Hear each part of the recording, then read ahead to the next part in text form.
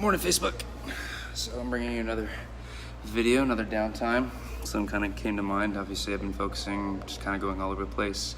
Today, after my last full body workout, my chest's been a lot more sore. So I wanted to, I need to release it. So I figured why not do a quick video over it as well.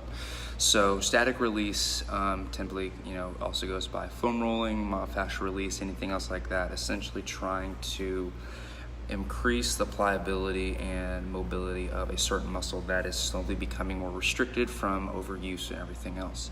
Obviously, when we exercise, we're using our muscles inconsistently without any sort of recovery techniques. You're going to be dealing with more and more restrictions, especially in the pec. When I talked about my upper cross syndrome issue, you start kind of rolling inwards like this, and that starts creating a lot of major issues in that regard. So I'm going to show you guys how to kind of statically release this area. Females have a little bit more of an issue to do it, but hey Sheila, this one will actually be good for you, believe it or not, dealing with kind of pec release and everything. So Sheila's familiar with this. This is my Supernova from Kelly Starrett. It's a very large ball here. I use it primarily for my across the entire body, but it's great for pecs because of how large it is. A great supplement or substitute, would be a softball.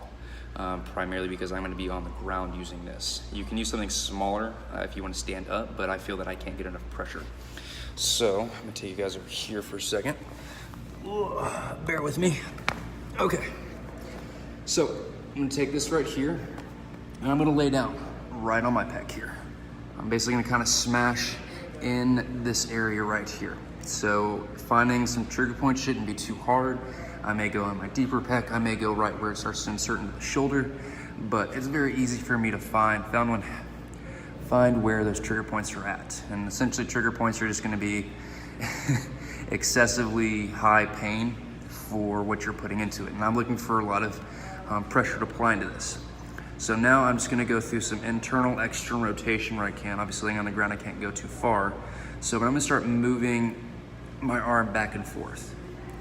Essentially what I'm doing is I'm trying to glide the pec through this thing here.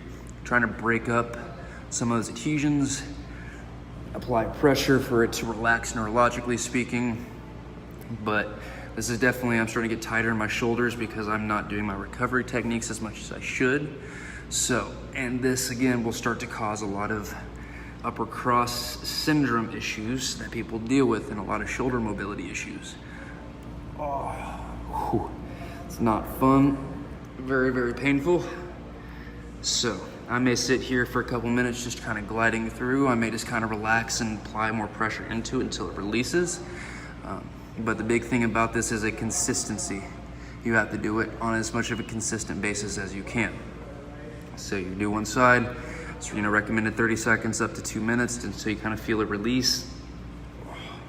Find a new point that you can kind of grind away and then continue to go from there. So before my next client gets here, I'm going to continue to smash my chest. So I hope you guys enjoy the rest of your Friday.